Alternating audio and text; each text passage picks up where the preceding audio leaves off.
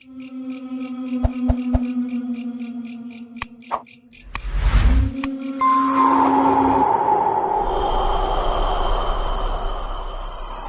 छोटे से शहर मंडावा में एक बेहतरीन स्कूल है जिसका नाम सेंट मैरी हाई स्कूल है, जहां बबलू पढ़ता है।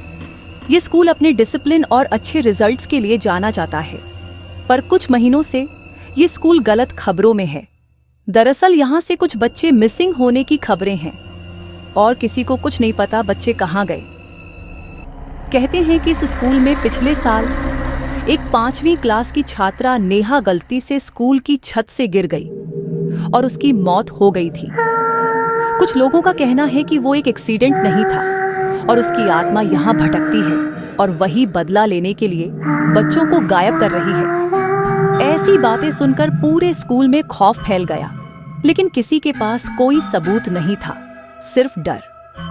पर बबलू इस भूतिया कहानी से सहमत नहीं था। उसे लग रहा था कि ये कुछ और बात है। बबलू एक होशियार बच्चा था और आजकल काफी सस्पेंस और थ्रिलर किताबें पढ़ रहा था, तो उसे लगा कि क्यों ना मैं इस बात की खोजबीन करूं कि आखिर बच्चे कैसे गायब हो रहे हैं। बबलू ने एक अजीब बात नोटिस की। बच्चे हमेशा लंच ब्रेक के दौरान गायब होते थे और हमेशा पुराने जिम बिल्डिंग के पास से। उस दिन लंच ब्रेक के दौरान बबलू ने कैफेटेरिया से चुपचाप निकलकर पुराने जिम की ओर रुख किया, जहां जाने की कोई हिम्मत नहीं करता था। ये वह जगह थी जहां नेहा को आखिरी बार देखे जाने की बात कही जाती थी। जैसे ही बबलू जिम के अंदर पहुंचा, ठंडी हवा का एक झोंका कमरे में बहने लगा। उसने दीवारों पर अजीब निशान देखे, पुरानी ग्राफिटी और अजीब साइंस। उसका दिल तेजी से धड़कने लगा, मानो वह अकेला न हो। जैसे ही बबलू जिम की जांच कर रहा था, अचानक उसने अपने पीछे कदमों की आहट सुनी। वह डर गया। जब उसने पीछे मुड़कर देखा तो उसे एक आकृति दिखाई दी। एक लड़की। उसके बाल लंबे और बिखरे हुए थे। उसका चेहरा सफेद था और उसकी आंखें सूनी। बबलू का गला सूख गया। क्या यह नेहा का भूत था? लड़की धीरे धीरे उसके पास आई। उसकी आवाज कमजोर थी, जैसे उसने बबलू से कहा, मेरे साथ चलो। बबलू ने कांपते हुए कहा, ना ना। नेहा उसे कमरे में ले गई, जहां एक कोने में एक पुराना मैट बिछा हुआ था, जिसके नीचे कुछ छिपा हुआ लग रहा था।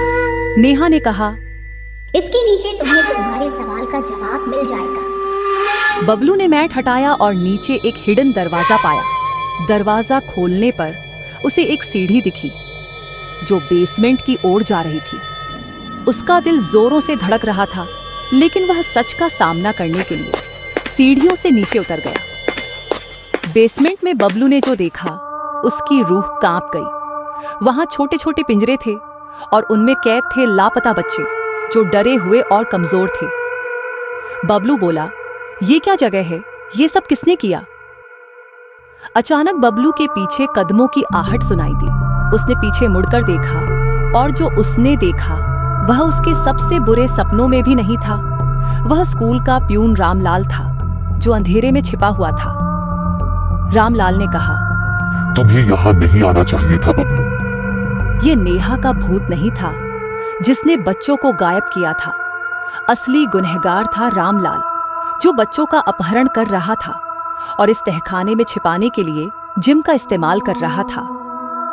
रामलाल ने बबलू पर झपट्टा मारा, लेकिन बबलू तेज था। वह दौड़ते हुए सीढ़ियों की तरफ भागा और जैसे ही वह बेसमेंट से बाहर निकला, उसने जोर जोर से मदद के लिए चिल्लाना शुरू कर दिया। जल्द ही स्कूल का स्टाफ और प्रिंसिपल वहां पहुंच गए। रामलाल को पकड़ लिया गया और सभी बच्चों को बचा लिया गया। पूरा शहर सदमे में था। इतने दिनों तक वे एक भूत से डरते रहे, लेकिन असली राक्षस तो उनके सामने था। नेहा की आत्मा शायद सिर्फ बबलू को सच दिखाने के लिए आई थी, ताकि वह सच्चाई सामने ला सके।